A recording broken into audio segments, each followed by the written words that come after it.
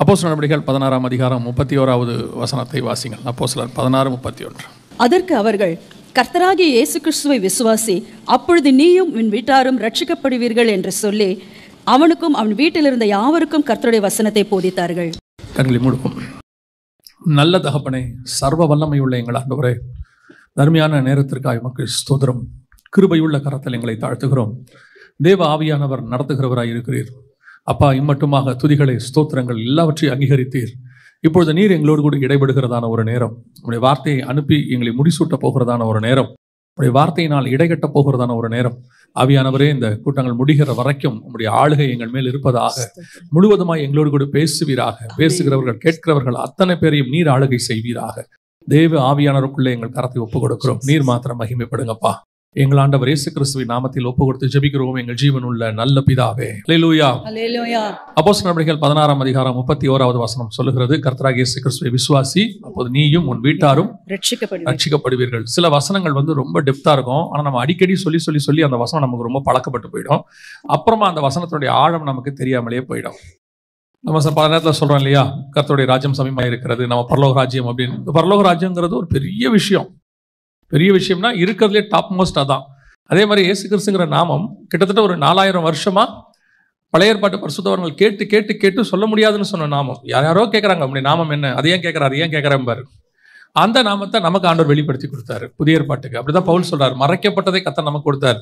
இல்லை, அவங்க 4000 வருஷமா ரட்சிக்கப்படுவதற்காக எவ்வளவு கஷ்டப்பட்டு கேட்ட ஒரு நாமம் இன்னைக்கு ரொம்ப சர்வசாதாரணமா நமக்கு மாறிடுச்சு. அந்த மாதிரி ஒரு டெப்தான விஷயம் எப்பவுமே அடிக்கடி நம்ம உபயோகப்படுத்துறதுனால அது என்னவாய் மாறிவிடுகிறது, சாதாரணமாக மாறிவிடுகிறது.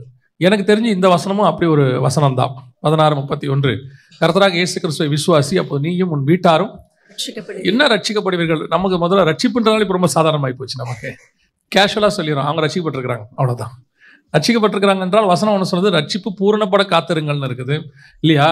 முடிவு பரியந்தம் நிலை இருக்கிறவனே ரட்சிக்கப்படுவான்னு இருக்குது. இப்போ ரட்சிப்புங்கிறதுனுடைய முடிவு ரொம்ப பெருசு. ஆனால் இப்போ நம்ம சர்வசாதாரணமாகிருச்சு. பையன் ரட்சிக்கப்பட்டிருக்கிறார், அவ்வளோதான்.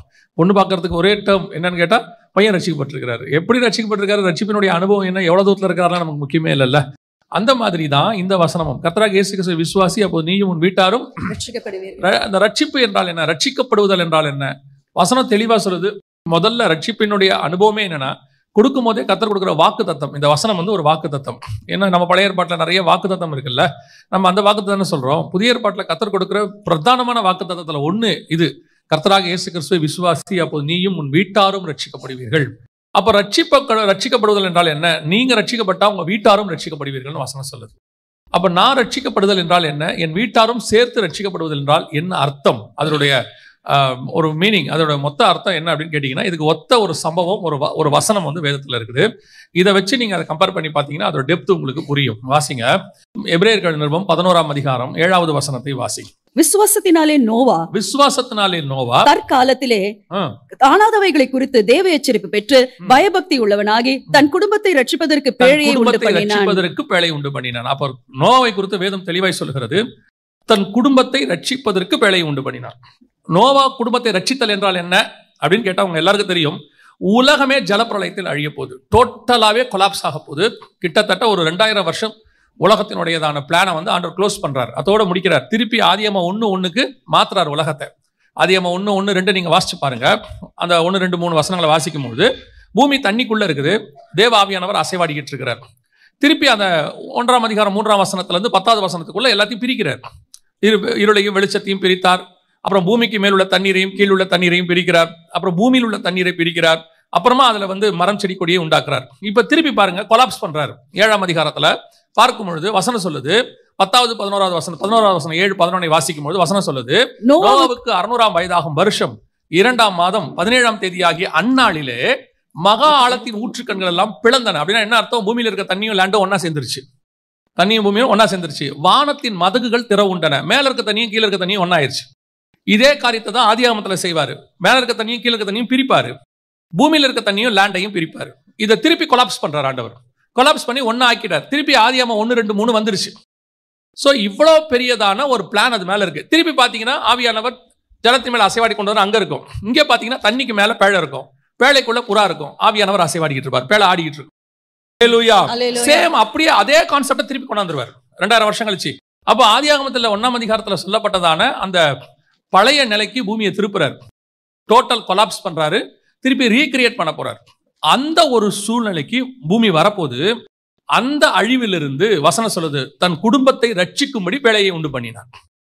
அப்படின்னா நோவா, இப்ப நீங்க இங்க வசனம் சொல்லுது, கர்த்தராகிய இயேசு கிறிஸ்துவை விசுவாசி, அப்போது நீயும் உன் வீட்டாரும் ரட்சிக்கப்படுவீர்கள். அங்க நோவா தன் குடும்பத்தை ரட்சிப்பதற்கு பேழை உண்டு பண்ணினான். அப்ப என்ன ஆக போது? திருப்பி இப்போ ஒரு 2000 வருஷம் இருக்கு, இன்னும் சொல்ல போனா 4000 வருஷம் இருக்கு, ஆபிரகாம்ல இருந்து இயேசு கிறிஸ்துவின் வருகை வரைக்கும். திருப்பி இந்த பூமியானது நெருப்பினால் அழிக்கப்பட போகிறது. 2 பேதுரு 3:9-10 சொல்லுது இல்லையா? கர்த்தருடைய நாள் இரவிலே திருடன் வருகிற விதமாய் வரும், அப்பொழுது வானங்கள் மடமடவென்று அகன்று போம், பூதங்கள் வெந்து உருகி போம், பூமியும் அதிலுள்ள கிரியைகளும் எரிந்து அழிந்து போகும். Everybody comes to an end. எப்படி நோவா அந்த கொலாப்ஸ் ஆனதுல இருந்து குடும்பத்தை ரட்சித்தானோ, அதே மாதிரி வரப்போகிற கொலாப்ஸ்ல இருந்து உங்கள் குடும்பத்தை ரட்சிப்பதற்கு அவனுக்கு ஒரு பேழை தேவைப்பட்டது. நமக்கு இயேசு கிறிஸ்து உதவி செய்கிறார். ஆமென். அல்லேலூயா. அல்லேலூயா. அப்ப அந்த ரட்சிப்பினுடைய வேல்யூ பாருங்க, அது எவ்வளவு முக்கியமானதுன்னு பாருங்க. கர்த்தராகிய இயேசு கிறிஸ்து விசுவாசி அப்படின்னா என்ன அர்த்தம்? நோவா தன் குடும்பத்தை ரட்சிப்பதற்கு பேழையை உண்டு பண்ணினான். அந்த உண்டு பண்ணக்கூடிய காரணங்கள் தான் நீ விசுவாசின்னு பைபிள் சொல்லுது. அப்ப இந்த இடத்துல வசனம் சொல்லுது, நோவா தன் குடும்பத்தை ரட்சிக்கும்படி ஒரு பேழையை உண்டு பண்ணினான். இயேசு கிறிஸ்து விசுவாசி, அப்பொழுது வரப்போகிற அழிவிலிருந்து, அதான் அதனுடைய அர்த்தம், வரப்போகிற அழிவிலிருந்து நீயும் உன் வீட்டாரும் காக்கப்படுவீர்கள், ரட்சிக்கப்படுவீர்கள் அப்படின்னு அர்த்தம். அல்லேலூயா. அப்ப என்ன செய்யணும்? இதற்கு ஒரே வார்த்தையில சொல்லியாச்சு, கர்த்தராகிய இயேசு கிறிஸ்துவை விசுவாசி. அந்த விசுவாசத்துல நம்ம என்ன செய்யணுங்கிறதா இப்ப கேள்வியே. இந்த வசனத்தை இப்ப திருப்பி வாசிங்க, எபிரேயர் 11:7 திருப்பி வாசிங்க பார்ப்போம். விசுவாசத்தினாலே நோவா தற்காலத்திலே காணாதவைகளை குறித்து தேவ எச்சரிப்பு பெற்று ஃபர்ஸ்ட் தற்காலத்திலே நோவா காணாதவைகளை குறித்து தேவ எச்சரிப்பு பெற்று, ஒரு குடும்பம் வரப்போகிற அழிவிலிருந்து பாதுகாக்கப்பட வேண்டும் அப்படின்னு சொன்னா முதல்ல அந்த வரப்போகிற அழிவை குறித்தான எச்சரிப்பை பெற்றிருக்கணும். நான் சொல்றது வெறும் இயேசு கிறிஸ்து வரும்போது நடக்கக்கூடிய சம்பவத்தை குறித்து மாத்திரமல்ல. ஒரு குடும்பத்தை நடத்தும் போது ஒரு கணவன், ஒரு மனைவி, ஒரு பிள்ளைகள் இருந்தால் தான் அதுக்கு பேர் குடும்பம். ஒருவேளை பிள்ளைகள் இல்லை, கணவன் மனைவி இருந்தாலும் அதுக்கு பேர் என்னதான்? குடும்பம். கணவன் ஒரு ஊர்ல இருக்கிறாரு, மனைவி ஒரு ஊர்ல இருக்குது, பிள்ளை ஒரு ஹாஸ்டல்ல இருக்குது, அது குடும்பம் இல்லை. எங்க மனைவி எங்க இருக்காங்க? வெளிநாட்டில் வேலை பார்க்குறாங்க. கணவர் எங்க இருக்காரு? வெளிநாட்டில் இருக்கிறாரு. பையன் எங்க இருக்காரு? ஏற்காட்டில் ஹாஸ்டல்ல படிச்சுட்டு இருக்காரு. நீங்க குடும்பமா சென்னையில் இருக்கோம். இது எப்படி சரியாகும்? இல்லையா? எல்லாரும் இருக்கிறாங்க, ஆளாளுக்கு 1000 கிலோமீட்டர் தள்ளி இருக்கிறாங்க. ஆனா கணவனும் மனைவியும் வீட்டில் இருக்கிறாங்க, ஒன்னா இருக்கிறாங்க, ஆனா பிள்ளை இல்லை. அதனால அது குடும்பம் இல்லைன்னு ஆகாது. குடும்பம் என்றால் நாம் எல்லோரும் இணைந்து ஒரு இடத்துல இருப்பதுக்கு பேர் தான் என்னது? குடும்பம்.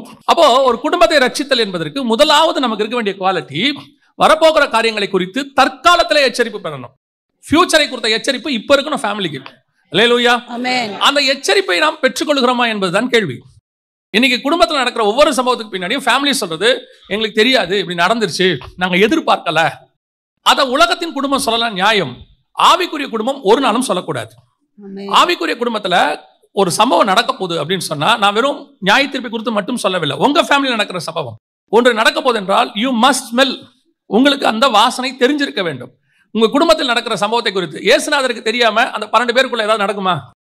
இயேசுநாதருக்கு தெரியாம ஏதாவது நடக்குமா? யோசிச்சு பாருங்க. அவன் எங்கேயோ பேசிட்டு இருக்கான், வந்து கேட்கிறாரு, உங்களை யார் பெரியவன்? அவர் பாட்டு வந்தாரு, அவர் பாட்டு ஒரு சீலையை கட்டினாரு, கால்களை கழுவினாரு, கழுவி முடிச்சானே கேட்கிறாரு, உங்களை யார் பெரியவன் தானே சண்டை போட்டீங்கன்றாரு. இல்லையா? எனக்கு அதோட ரொம்ப ஆச்சரியப்படுற விஷயம் என்னன்னா, இந்த பெனாதாத்னு ஒரு ராஜா இருப்பான்.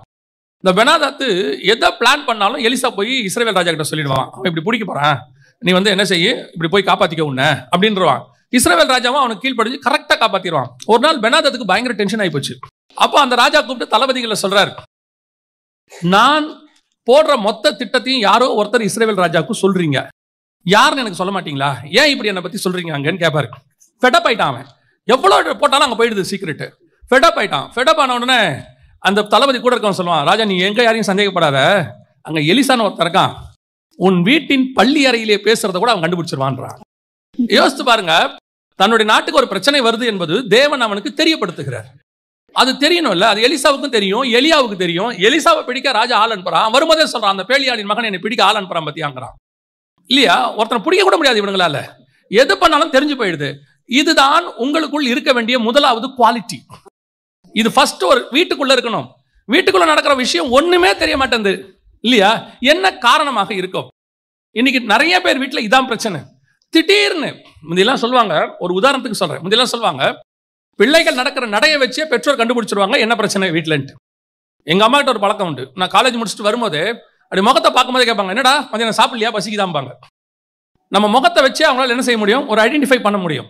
நடைய வச்சு, ஒரு பெண்ணு நடக்கிறத வீட்டுக்குள்ள நடந்து வரதை வச்சு அவங்க அம்மா கண்டுபிடிச்சிருவாங்க என்ன பிரச்சனைன்னு சொல்லி. உடம்புல பிரச்சனை இருக்குதா, இல்ல ஏதாவது வலி இருக்குதா அப்படின்னு அவங்க கண்டுபிடிச்சிருவாங்க. அவங்க நட ஷேப்பை வச்சே கண்டுபிடிப்பாங்களா. ஆனால் இன்னைக்கு நான் சொல்றது பிசிக்கலி, இதை தாண்டி ஒன்று நீங்க போகணும், ஸ்பிரிச்சுவலி போகணும். பிள்ளைகளுக்கு மட்டுமல்ல, வீட்டுக்குள்ள சொல்றேன், மொத்தமா சொல்றேன். உன் ஆவிக்குரிய குடும்பத்துக்குள் என்ன நடக்குது, உன் குடும்பத்துக்கு என்ன விரோதமா செயல்படுது, யார் செயல்படுறாங்க, எப்படி நடக்குது, என்ன விஷயம், என்ன ஆசீர்வாதம் வரப்போகுது, இது ஏதாவது தெரியுமா? வந்த பிறகு நீங்கள் அதை சால்வ் பண்றதுக்கு போராடுறீங்க, அழுவுறீங்க, ஜெபம் பண்றீங்க, எல்லாம் நடக்குது. ஆனால் தேவ எச்சரிப்பு உங்களுக்கு கிடைக்குதா? கர்த்தர் உங்களுக்கு உணர்த்துறாரா? எனக்கு ரொம்ப ஆச்சரியமா இருக்கும் அப்போஸ்தலர் நடவடிக்கைகளை வாசிக்கும் போது. பவுல் போயிருவார் அத்தனை பட்டணத்துக்கு, அங்கங்க போயிட்டே இருப்பாரு. ஆனா எருசலேமில் இவர்கள் என்ன செய்வார்கள், பவுலுக்கு விரோதமாக ஆலோசனை பண்ணுவார்கள். ஆவியானவர் இங்க எழுதுவார், எருசலேமில் யூதர்களுக்கு அவனுக்கு விரோதமாக ஆலோசனை பண்ணினார்கள். இது யாருக்கு தெரியும்? லூக்காக்கு எப்படி தெரியும்? லூக்கா பவுலோட டிராவல் பண்ணிட்டு இருக்கிறார். ஏன்னா அப்போஸ்தலர் நடவடிக்கைகள் எழுதுனது லூக்கா. அவர் பவுலோட டிராவல் பண்ணிட்டு இருக்கிறார். அந்த டிராவல் பத்தி எழுதிட்டு இருக்கிறார். எழுதும்போது நடுவில் ஒரு வசனம் போடுறாரு, இந்த காலத்துல பவுலுக்கு விரோதமாக எருசலேமில் ஆலோசனை செய்யப்பட்டது. எப்படி இது இவருக்கு தெரியும்? எப்படி தெரியப்படுத்தப்படுகிறது? அப்படியானால் உன் குடும்பத்தை குறித்து ஒரு பர்சனல், நான் சொல்றது மினிஸ்ட்ரி, உங்க ஃபேமிலியை குறித்து, உங்களை குறித்து ஏதாவது ஒரு காரியம், ஏதோ ஒரு விஷயத்துல கர்த்தர் உங்களுக்கு உணர்த்தணும் இல்லையா? என்ன நடக்குது, எப்படி நடக்குது, ஏதோ ஒரு எச்சரிப்பு கொடுக்கணும் இல்லையா? அந்த தேவ எச்சரிப்பை பெற்று அப்படின்னு இருக்கு. அந்த எச்சரிப்பை பெறுகிற இடத்தில் தான் இப்பொழுது ஃபேமிலி ஃபெயிலியர் ஆகி கொண்டிருக்கிறது. முந்தையெல்லாம் நம்ம பெற்றோருக்கு தெரியும், சில காரியங்களை கண்டுபிடிப்பார்கள். நான் சொல்லுவேன், அன்னைக்கு உள்ளவங்க இன்னைக்கு உள்ளவங்கள மாதிரி ஆவிக்குரியவங்கள கிடையாது, ஆனால் தேவனோடு கூட தொடர்புள்ளவர்களாக இருந்தார்கள். இன்னைக்கு ஆவிக்குரியவர்கள் சொல்றோம், தேவனோடு கூட என்ன இல்ல, தொடர்பு குறைவாக இருக்கிறது இல்லையா? இன்னைக்கு நம்ம அன்னைக்கு உள்ளவங்க பெருசா அந்நிய பாஷை பேசி அப்படியே கைத்தட்டி அதெல்லாம் இருந்திருக்காது. ஆனா பாத்தீங்கன்னா அவங்களுக்குள்ள தேவனுடைய நடத்துதல்னு ஒண்ணு இருக்கும். பிள்ளைகளை நடத்துறதா இருக்கட்டும், குடும்பத்தை நடத்துறதா இருக்கட்டும். இன்னைக்கு ஆவிக்குரியவர்கள் ஊழியத்துக்கு ஓடுறாங்க, அந்த பக்கம் இந்த பக்கம், house meeting, cottage meeting, open air meeting எல்லாம் ஓடுறாங்க. ஃபேமிலிக்குள்ள என்ன நடக்குது முதல்ல இங்க நமக்கு தெரியணும் இல்லையா? இது நமக்கு புரியணும் இல்லையா? இது நமக்கு தெரிய மாட்டேங்குது. தேவ எச்சரிப்பை பெற்று அப்படின்னு இருக்கு, பெற்று இருக்கிறோமா? அந்த எச்சரிப்பு உங்களுக்கு கொடுக்கப்படுதா? அந்த எச்சரிப்பை நமக்கு கொடுக்கிறவர் யார்? அதான் ரொம்ப இம்பார்ட்டன்ட். அந்த எச்சரிப்பை கொடுக்கிறவர் யார் அப்படின்னு கேட்டீங்கன்னா, வாசிங்க யோவான் எழுதின சுவிசேஷம் 16ஆம் அதிகாரம் 13வது வசனத்தை வாசிங்க. சத்திய ஆவியாகிய அவர் வரும்போது, சத்திய ஆவியாகிய அவர் வரும்பொழுது சகல சத்தியத்துக்குள்ளும் உங்களை நடத்துவார், சகல சத்தியத்துக்குள்ளும் உங்களை நடத்துவார். அவர் தம்முடைய சுயமாய் பேசாமல் தாம் கேள்விப்பட்டவைகள் யாவையும் சொல்லி வரப்போகிற காரியங்களை உங்களுக்கு அறிவிப்பார். அப்ப ஆவியானவருடைய மிக முக்கியமான ஸ்பெஷாலிட்டி என்னன்னா, வரப்போகிற காரியங்களை உங்களுக்கு அறிவிப்பார். ஒரு ஆவிக்குரிய குடும்பம் ஒரு ஆவியானவராலே நடத்தப்படுகிற குடும்பமாக இருக்குமானால் உன் குடும்பத்தில் வரப்போகிற காரியங்களை குறித்து ஆவியானவர் உங்களுக்கு நிச்சயம் உணர்த்துவார். அவர் உணர்த்தினாதான் நீங்கள் எச்சரிப்பு பெற்று உங்கள் குடும்பத்தை ரட்சிக்க முடியும். இதுதான் அதோடைய கனெக்ஷன். அந்த தேவ ஆவியானவர் உங்களுக்குள்ள இருக்கிறாரா? ஆவியானவர் இருக்கிறாருங்க, உணர்த்துகிறாரா? ஆவியானவர் உங்களுக்குள்ள இருக்கிறார், சரி, உணர்த்துகிறாரா? அதான் இங்க கேள்வி. ஆவியானவருக்கும் உணர்த்துறதுக்கு இன்னொரு மிக முக்கியமான கனெக்ஷன் இருக்கு ஃபேமிலியில. ஆவியானவர் உங்ககிட்ட உணர்த்தணும்னா ஆவியானவருக்கு உங்களுக்கு என்ன இருக்கணும்? ஒரு பெரிய கனெக்ஷன் இருக்கு. என்ன கனெக்ஷன் இருக்கு அப்படின்னு கேட்டீங்கன்னு சொன்னா, ஆதியாகமத்தின் புஸ்தகம் 2ஆம் அதிகாரம் 18வது வசனம் வாசி. பின்பு தேவனாகிய கர்த்தர், மனுஷன் தனிமையா இருப்பது நல்லதல்ல, ஏற்ற துணையை அவனுக்கு உண்டாக்குவேன் என்றார். ஏற்ற துணையை அவனுக்கு உண்டாக்கு. இந்த ஏற்ற துணைன்னு இருக்குல்ல, ஏற்ற துணை. சோ பைபிள் சொல்ற ஏற்ற துணை என்பது வேறு. இப்ப நம்ம அங்க போக வேண்டாம், ஏற்ற துணைக்கு போக வேண்டாம். ஏற்ற துணைன்ற வேர்டு என்ன? அதுக்கு என்ன வேர்டு யூஸ் பண்ணப்படுது இங்கிலீஷ்ல பாத்தீங்கன்னா, ஹெல்பர். இங்கிலீஷ்ல என்ன யூஸ் பண்ணப்பட்டிருக்கு? ஹெல்பர். இந்த ஹெல்பர்ங்கிற வேர்டு அடுத்து புதிய ஏற்பாட்டுல யாருக்கு யூஸ் பண்ணப்படுது? ஹோலி ஸ்பிரிட், பரிசுத்த ஆவியானவருக்கு சொல்லப்படுது. வாசிங்க யோவான் எழுதின சுவிசேஷம் 14ஆம் அதிகாரம் 16வது வசனத்தை வாசி. 14:16. நான் பிதாவை வேண்டிக் கொள்வேன், அப்பொழுது என்றென்றைக்கும் உங்களுடனே கூட இருக்கும்படிக்கு சத்திய ஆவியாகிய வேறொரு தேற்றரவாளனை அவர் உங்களுக்கு தந்தருளுவார். சிலர் அந்த தேற்றரவாளன் கம்ஃபர்டர்னு சொல்வாங்க, ஆனா இங்கிலீஷ்ல ஹெல்பர் தான் இருக்கு. இங்கிலீஷ்ல ஹெல்பர் இருக்கு. 14:26 வாசிங்க. என் நாமத்தினாலே பிதா அனுப்ப போகிற பரிசுத்த ஆவியாகிய தேற்றரவாளனே. அங்கேயும் என்ன இருக்கு? தேற்றரவாளன் அப்படின்னு தான் இருக்குது இல்லையா? பட் இங்க கம்ஃபர்டர்னு இருக்கு. ஆனா டிரான்ஸ்லேஷன்ல கரெக்ட் டிரான்ஸ்லேஷன் என்னதான் இருக்குது? ஹெல்பர் தான் இருக்கு. அடுத்து வாசிங்க யோவான் 15:26 வாசிங்க. பிதாவினிடத்திலிருந்து நான் உங்களுக்கு அனுப்ப போகிறவரும் பிதாவினிடத்திலிருந்து புறப்படுகிறவருமாகிய சத்திய ஆவியாகிய தேற்றரவாளன் தேற்றரவாளன். நல்லா கவனிச்சு பாருங்க, 2 அதிகாரத்துல 3 தடவை இருக்குது. அடுத்து வாசிங்க 16ஆம் அதிகாரம் 7வது வசனம் வாசிங்க. நான் உங்களுக்கு உண்மையை சொல்லுகிறேன், நான் போகிறது உங்களுக்கு பிரயோஜனமா இருக்கும். நான் போகாதிருந்தால் தேற்றரவாளன் உங்களிடத்தில் வரார். இந்த இடத்துல மட்டும் 4 தடவை கர்த்தர் அந்த வார்த்தையை யூஸ் பண்றாரு. தேற்றரவாளன், தேற்றரவாளன், தேற்றரவாளன். 4 இடத்துலயும் ஹெல்பர், ஹெல்பர், ஹெல்பர்னு இருக்கு. அப்போ இந்த பரிசுத்த ஆவியானவருக்கும் மனைவிக்கும் ஒரு ஒத்துமை இருக்கிறது. இவரும் ஹெல்பர், அவங்களும் ஹெல்பர். ஆமென். இவங்களும் ஹெல்பர், அவங்களும் ஹெல்பர். அப்போ அந்த ஹெல்பருடைய வேலை என்ன? அந்த இந்த இடத்துல நம்ம வாசிக்கிறோம், வரும் காரியங்களை குறித்து உங்களுக்கு போதிப்பார். அப்ப அந்த ஹெல்பருடைய ஒரு வேலை என்ன? வரும் காரியங்களை குறித்து உங்களுக்கு. ஏன் ஏவாளை சொல்லும் பொழுது அவர்கள் ஒரே மாம்சம் உடையவர்கள் சொன்னார்னா, அவங்க 2 பேரும் ஒரே மாம்சம் உடையவர்கள், ஒரு மாம்சத்துல இருந்து பிரிச்சு எடுத்தவங்க. ஆவியை நமக்குள்ள இருக்கிறாரு, நாம 2 பேரும் ஒரே ஆவி உடையவர்கள். புரியுதா உங்களுக்கு? இன்னும் கொஞ்சம் சொல்லும் போது எனக்கு ரொம்ப ஆச்சரியமா இருந்துச்சு இந்த சப்ஜெக்டை படிக்கும் போது. இன்னும் கொஞ்சம் உங்களுக்கு டீப்பா போங்க, உங்களுக்கு புரியும். மல்கியா எழுதின புஸ்தகம் 2ஆம் அதிகாரம் 15வது வசனத்தை வாசிங்க. அவர் ஒருவனை அல்லவா படைத்தார், ஆவி அவரிடத்தில் பரிபூர்ணமாய் இருந்ததே, பின்ன ஏன் ஒருவனை படைத்தார்? தேவ பக்தி உள்ள சந்ததியை பெரும்படிதானே. ஆகையால் ஒருவனும் தன் இளவயதின் மனைவிக்கு துரோகம் பண்ணாதபடி உங்கள் ஆவியை குறித்து எச்சரிக்கை. மனைவிக்கு துரோகம் பண்ணா ஆவி வராருங்க. மனைவிக்கு துரோகம் பண்ணாதபடி ஆவியை குறித்து எச்சரிக்கையாயிருங்கள். அதோட அர்த்தம் என்னன்னா, பழைய ஏற்பாட்டுல மனைவினா, புதிய ஏற்பாட்டுல பரிசுத்த ஆவியானவர். அல்லேலூயா. நீ மனைவிக்கு துரோகம் பண்றது ஆவியானவருக்கு துரோகம் பண்றது ஒண்ணுதான்.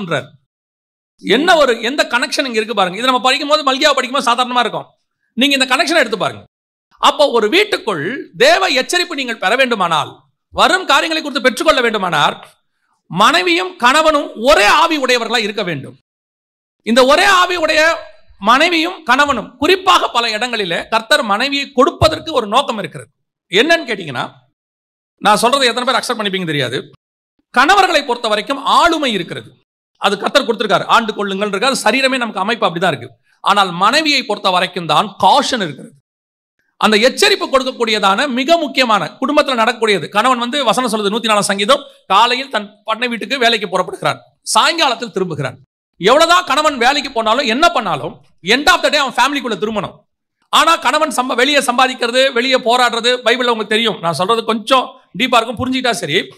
காட்டு மிருகங்களையும் நாட்டு மிருகங்களையும் கர்த்தர் உண்டாக்கினார். அதோட அர்த்தம் என்னன்னா, இவன் வெளியே போகும்போது காட்டு மிருகம் இருக்கும், அந்த மிருகங்களோட கூட போராடி மனுஷன் என்ன செய்வான்? ஜெயிச்சு வீட்டுக்கு வருவான் ஒவ்வொரு நாளும். ஆனால் வீட்டை காப்பாற்ற வேண்டிய பொறுப்பு, வீட்டுக்குள்ள இருக்க நாட்டு மிருகத்தை காப்பாற்ற வேண்டிய பொறுப்பு மனைவியின் கையில் இருக்கிறது. 2 வகையான மிருகம் உண்டாக்குவார் ஆண்டவர். சகல விதமான காட்டு மிருகங்களையும் நாட்டு மிருகங்களையும் ஆதியாகமத்திலே கொண்டாந்துருவார் 1:24. ஆனா அப்ப காடு நாடே இருக்காது, அப்பே படைச்சிட்டார் காடு நாடு. எதுக்கு? வெளியே போகிறவனுக்கு காட்டு மிருகம், வீட்டுக்குள்ள இருக்கிறவங்களுக்கு நாட்டு மிருகம். யோசிச்சு பாருங்க, இவர் போய் சிங்கத்தையும் கரடியும் ஜெயிப்பான். யாரு?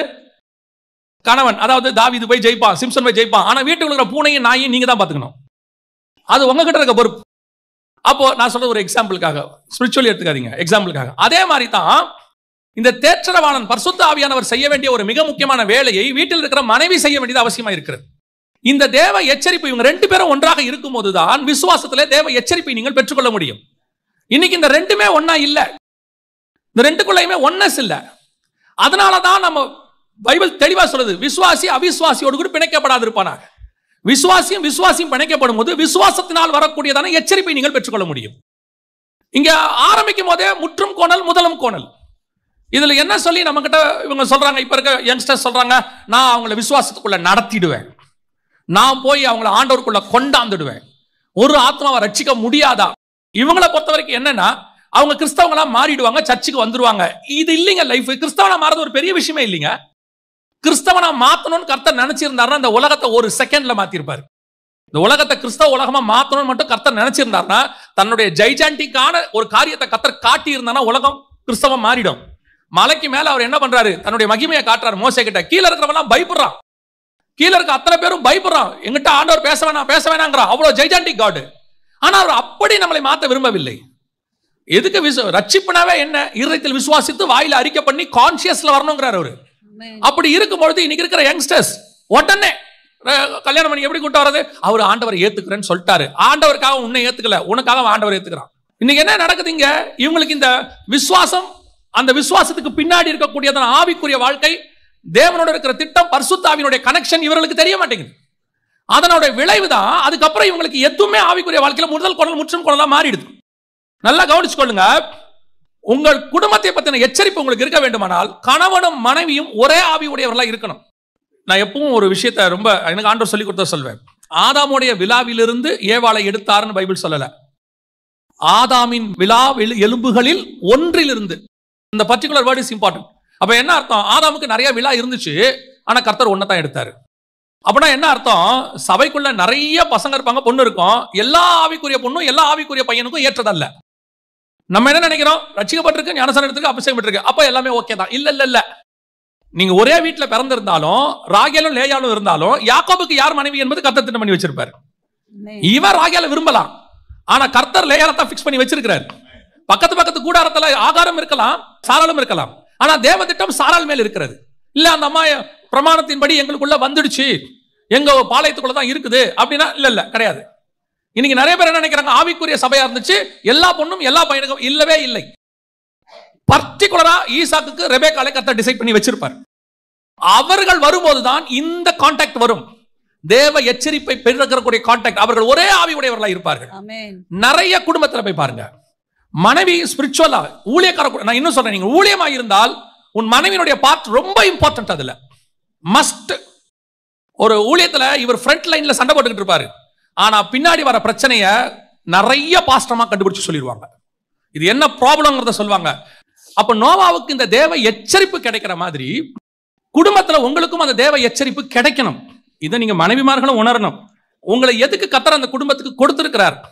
வந்த உடனே குழந்தை பெற்று கொடுத்து ஃபேமிலி, அது மட்டும் இல்ல, அந்த குடும்பத்துக்கு தேவனிடத்துல இருந்து ஒரு திட்டம் இருக்கு. இப்போ நோவாவுடைய குடும்பத்துக்கு தேவனிடத்துல இருந்து ஒரு திட்டம் இருக்கு. என்ன திட்டம்? இவங்களை காப்பாத்துறது திட்டம் அல்ல, இவர்களை காப்பாத்தி அதற்கு பிறகு இன்னொரு உலகத்தை இவங்களை வச்சு தான் உண்டாக்கணும்.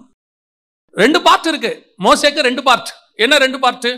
ஒன்று எகிப்திலிருந்து விடுதலையாக்க வேண்டும், இன்னொன்று கானானில் கொண்டு போய் சேர்க்க வேண்டும். அவர் சொல்லும் போது அந்த 2 வார்த்தையும் திருப்பி சொல்வாரு. அவர்களை எகிப்தியரின் கைக்கு விடுதலையாக்கவும் அவர்களை அந்த தேசத்திலிருந்து நீக்கி கானானியரும் ஏத்தியரும் எமோரியரும் பெர்சியரும் ஏவியரும் எபூசியரும் இருக்கிற இடமாகிய பாலும் தேனும் ஓடுகிற நலமும் விசாலமுமான தேசத்தில் கொண்டு போய் சேர்க்கவும் இறங்கினேன். 2 வேலை சொல்றாரு.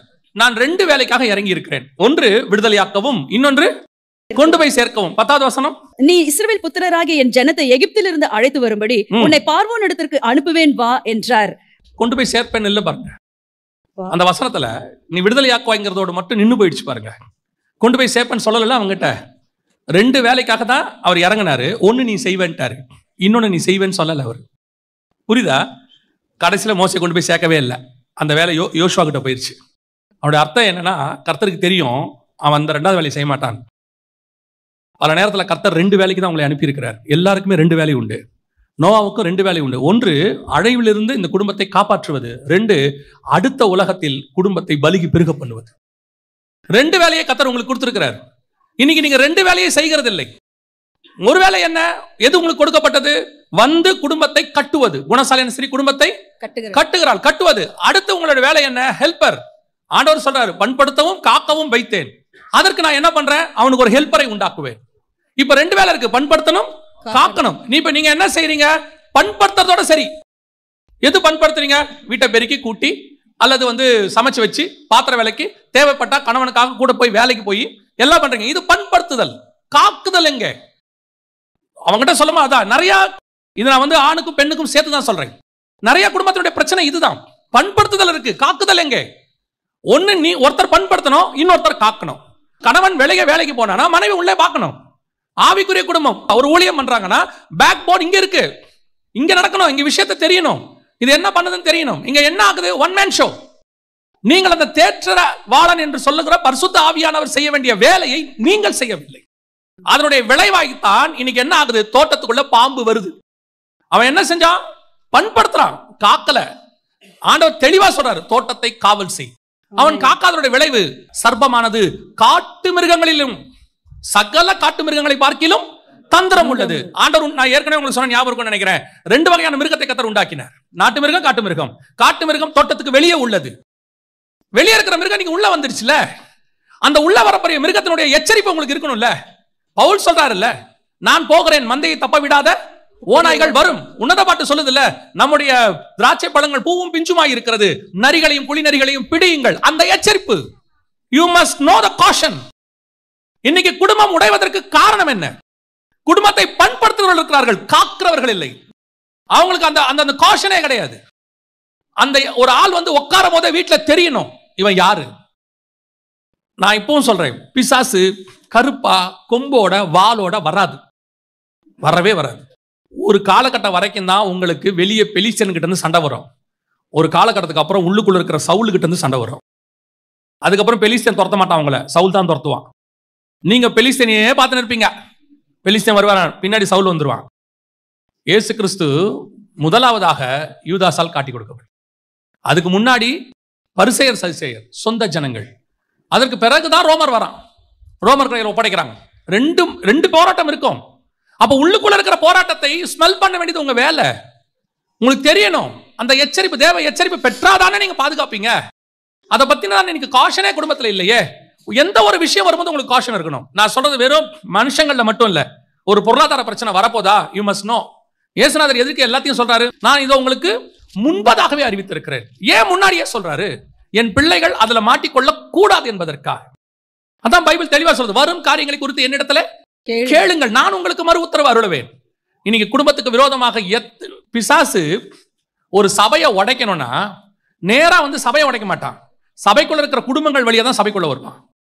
அப்ப சபைக்குள்ள வரக்கூடியதை யார் கண்டுபிடிக்கணும்? we must know, தெரிஞ்சிருக்கணும் சபைக்குள்ள. அதுக்கு நீங்க உளவுத்துறை வைக்கணும், ஸ்பை வைக்கணும் கிடையாது, அது வேஸ்ட், ஃபெயிலியர். இஸ்ரவேலுடைய ஃபெயிலியரே இன்னைக்கு எல்லாரும் சொல்லுவாங்க, இஸ்ரவேலுடைய ஸ்பை தாங்க பயங்கர மொசாட்டு தான் வேர்ல்ட்லயே பெஸ்ட்பாங்க. இஸ்ரவேலுடைய வீழ்ச்சிக்கு காரணமே அந்த ஸ்பை தான். அவன் கர்த்தரை நம்புறதுக்கு பதிலாக ஸ்பையை நம்ப ஆரம்பிச்சிட்டான் இல்லையா? அவன் எகிப்துல இருந்து புறப்பட்டு வரும்போது ஒவ்வொரு இடத்துக்கும் அவன் என்ன செய்வான்னு கேட்டீங்கன்னா, ஆட்களை அனுப்புறதுலாம் அவனுக்கு கிடையவே கிடையாது. கர்த்தர் சொல்லுவாரு, போவான், சண்டை போடுவாங்க, கர்த்தர் யுத்தம் பண்ணுவாரு. திடீர்னு ஒரு முடிவு எடுக்கிறாங்க கானானுக்கு மட்டும். என்ன முடிவு எடுக்கிறாங்கன்னா, நம்ம என்ன செய்வோம், ஸ்பை அனுப்புவோம், ஸ்பை அனுப்பி கானான் எப்படி இருக்குன்னு பார்ப்போம் அப்படிங்கிறாங்க. இப்ப கர்த்தர் சொல்றாரு, போக சொல்லுன்றாரு. மோசே தெளிவா எழுதுவாரு, உங்கள் நிமித்தம் நான் ஒத்துக்கிட்டேன் பாரு. அதுக்கு இவன் பிரஷர் கொடுத்துட்டான் மோசேய. ஸ்பை போய் என்ன பண்ணிட்டான், வந்து ராங் நியூஸ் கொடுத்துட்டான். இன்னைக்கு அந்த ஸ்பை வந்து இன்னைக்கு வேர்ல்டுலயே அவன் வந்து சூப்பரான ஸ்பைன்னு சொல்றாங்க இன்னைக்கு. ஆனா அவன் வீழ்ச்சிக்கு ஆரம்பிச்சதே ஸ்பை தான். கர்த்தருக்கு பதிலாக ஸ்பையை நம்ப ஆரம்பிச்சிட்டான். இன்னைக்கு நம்ம ஸ்பையெல்லாம் வச்சு செட் ஆகாது. நமக்கு ஒரு ஸ்பை இருக்கிறார், அவர் தான் ஹோலி ஸ்பிரிட். அவர் உனக்கு சொல்லுவார், உன் குடும்பத்துக்கு விரோதமாக என்ன நடக்குது, உனக்கு விரோதமாக என்ன செயல்படுறாங்க, யார் என்ன பேசுறாங்க. அது எதுக்கு? அவனுக்கு விரோதமா நம்ம எழும்புறதுக்கு இல்ல, அதுல இருந்து நம்மை பாதுகாத்துக் கொள்வதற்கு. சிலரோட உட்காரும் போதே உங்களுக்கு அந்த டிஸ்டன்ஸ் தெரியும், சிலரோட பேசும் போதே அந்த ஆவியில உங்களுக்கு ஒரு டிஸ்டர்பன்ஸ் தெரியும். உங்க வீட்டுக்குள்ள ஒருத்தர் நுழையும் போதே உங்களுக்கு ஒரு டிஸ்டர்பன்ஸ் தெரியணும். விட்டுட்டு அதுக்கப்புறம் நீங்க கவலைப்படுறதுல பிரயோஜனம் இல்லை. அந்த எச்சரிப்பு அதான் வசனம் சொல்லுது, நோவா தற்காலத்தில் காணாதவைகளை குறித்து தேவ எச்சரிப்பு பெற்று. அப்ப இந்த ரெண்டு பேரும், அந்த ஆதாமும் ஏவாளும் ஹெல்ப்பரும், அப்ப குடும்பத்தில் இருக்கிற ரெண்டு பேரும் கணவனும் மனைவியுமாக அந்த ஸ்பையை புரியணும், அந்த ஆவியானவருடைய சத்தத்தை கொடுக்கணும். அவர் கொடுக்கும் போது நீங்கள் தேவ எச்சரிப்பு பெறணும். அதையும் தாண்டி ஒரு சம்பவம் நடக்குதுன்னா கர்த்தர் எதுக்கும் அலோ பண்றாருன்னு அர்த்தம். அல்லது அது வேற விஷயம். தாவீதுக்கு நடந்த மாதிரி எதிரில் உள்ளவங்களை நொறுக்குவார், அது வேற விஷயம். யோவாபு செய்யும் போது தாவீதுக்கு தெரியாது, ஆனா யோவாபை கொண்டு போட்டாருன்னு இருக்கு. சில நேரத்தில் கர்த்தரே அவங்களை கொல்றதுக்கு அனுமதி கொடுப்பார், அது வேற விஷயம். ஆனால் நம் குடும்பத்தில் நடப்பது நமக்கு என்ன செய்யணும்? we must know. அதான் ரொம்ப இம்பார்ட்டன்ட். அப்போ நீங்க ரெண்டு பேரும் ஒரே ஆவி உடையவர்களாக, ஒரே காரியத்தை உடையவர்களாக இருந்தாதான் அது நடக்கும். இங்க ஒரே ஆவியே இல்ல வீட்டுக்குள்ள. ஒரே ஒரு ஃபேமிலியில ஒரு பிரேயர் இருக்குதா? இன்னைக்கு ஃபேமிலி பிரேயர் இருக்குதா? நிறைய ஆவிக்குரிய குடும்பத்தில் ஃபேமிலி பிரேயரே கிடையாது. நியாயப்பிரமாணத்தை ஃபாலோ பண்றான் யூத, ஒரு நாளைக்கு 5 தடவை ஜெபம் பண்றானாமா, 7 தடவை ஜெபம் பண்றானாமா. நீங்க சுயாதீன பிரமாணத்தை ஃபாலோ பண்றவங்க நம்ம ஒரு வாரத்துக்கு ஒரு தடவை ஜெபம் பண்ணீங்களா? டெய்லி பிரேயர் டைம்னு ஒன்று இருக்கா?